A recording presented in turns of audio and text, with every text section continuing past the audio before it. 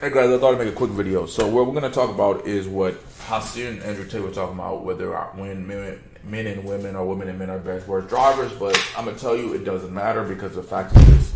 Yes, men are statistically to get in more accidents than women by far. But the things that we're not looking at in this argument that Andrew Tate does not have to really get out of rubric is here. So this is what he's seen talking about. Men are more likely to get in deadly crashes from 1975 to 2019.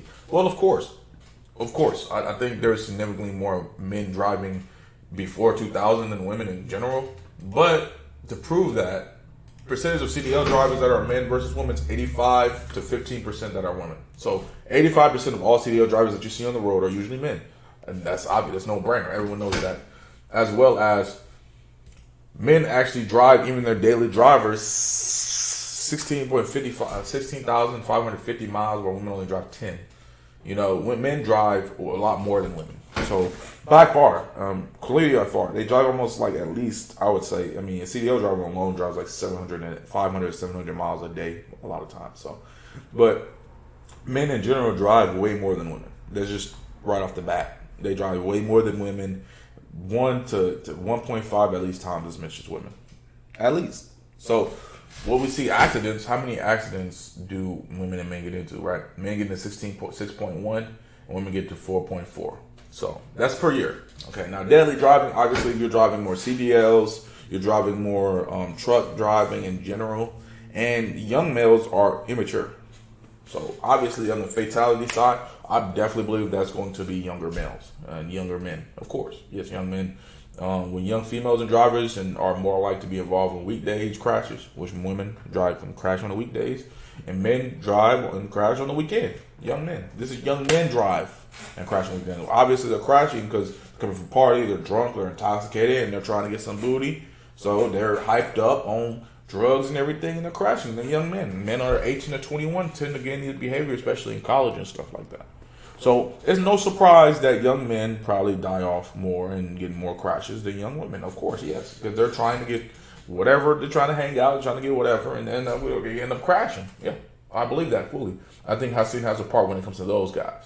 But when you're out of those like 23-year-old, 22-year-old party guy states, and you actually start to get to some mature stuff like you're an actual adult, you'll find that you tend to get in less crashes than you did before, and just that little bit of difference is enough to swing the balance. Now, women engage in, so this statistic alone kind of proves the point. It says women cause 4.4 million accidents and men cause 6.1. But males do 62% of the driving, which I would say is probably, it's like that on their daily driver, but when it comes to driving skills and careers, men usually drive more. But in our daily drivers, yes, and then women cause 58% of the accidents, which would mean that just statistically, just looking at that, you would see that technically men only cause a smaller amount of accidents compared to how much they actually drive. If women drove, if you took the mileage of how much each person drove, right, you would find that women get in a similar amount of accidents. It's like a 50 to 52% ratio. I did the math somewhere, but I think I lost it, and I'm not going to do it again because it's just a lot of math. But women technically get in more accidents per mile than men. Men get in more accidents in general because of women have yet to go to that extra 6,000 miles in their driving compared to men. Men, they drive more, so they get in more accidents. Women drive less, so they get in less accidents. It's really simple. It's not really hard to understand. But technically, women do get in technically slightly more accidents per mile. Per mile. And that's per how much time they've actually drove and they've actually gotten into more accidents. And men get in more accidents because they simply drive 6,000 miles more than them. So, in my opinion, I think both of them have a valid argument. It's only a 2% difference realistically, or a 4% difference going by this statistic, because men should do 62% of the accidents, but only do 58. So that's 4%. But because if you do 62% of driving, to make it 50-50, you have to do 60% of the accidents. But that's not the case. So, Let's pretty much break it down like this. Hassan, he looks at more statistics and he's going by, oh yeah, I believe the statistical information is better than personal information. Me personally, I think it takes a little bit of both. To even ask a statistic, you need personal information to figure out if you're right or wrong. And not only that, Andrew Tate's around 35, right? So his driving experience around 35-year-old men going to be a lot better than his driving than the women he's going to get. He's getting women who are under 25 most of the time. just because when you're that much of a valuable man, you can get any woman you want. Usually, his mindset, he's going to choose a younger woman. Like, it's just common sense. Just knowing what kind of guy he is, what kind of guy. Most dudes who have a lot of money are going to choose a younger woman. That's just common sense. I mean, if you don't understand that, then you're beyond this video. I cannot explain it to you in 5 minutes. This video is taken. But, of course, he's not going to feel comfortable driving with younger women in his car. He's been driving for 35 years. He's going to be able to drive better than them. It's just common sense. And, like I said, even to the statistic is, there's going to be a disparity between driving. And most of our accidents is caused by freaking little guys, young guys, 18-year-old guys who are just crashing randomly. So, when comparing Hassan and Andrew Tate, I just feel like in the Andrew Tate and Hassan debate, Andrew didn't expect him to come with, like, really so strongly on his statistical argument. Even though I think if I were to like trust one of those guys to have with my life or to drive or to do anything, I would definitely trust Tate over Hassan. Hassan makes more sense in like a calm environment. But if you actually put someone out to test, I believe Tate's going to perform better. Now, however, I don't believe Hassan is going to fail.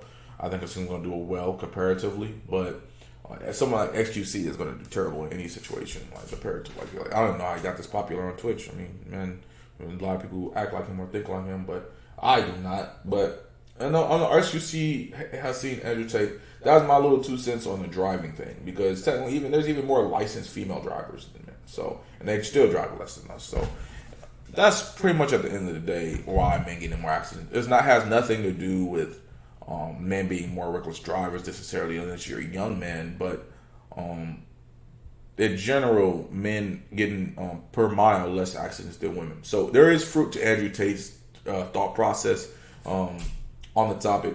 I mean, but there's also fruit to Hassan's thought process. And I just think if women and men drove the same amount, I think in general, men and women would have much closer statistics.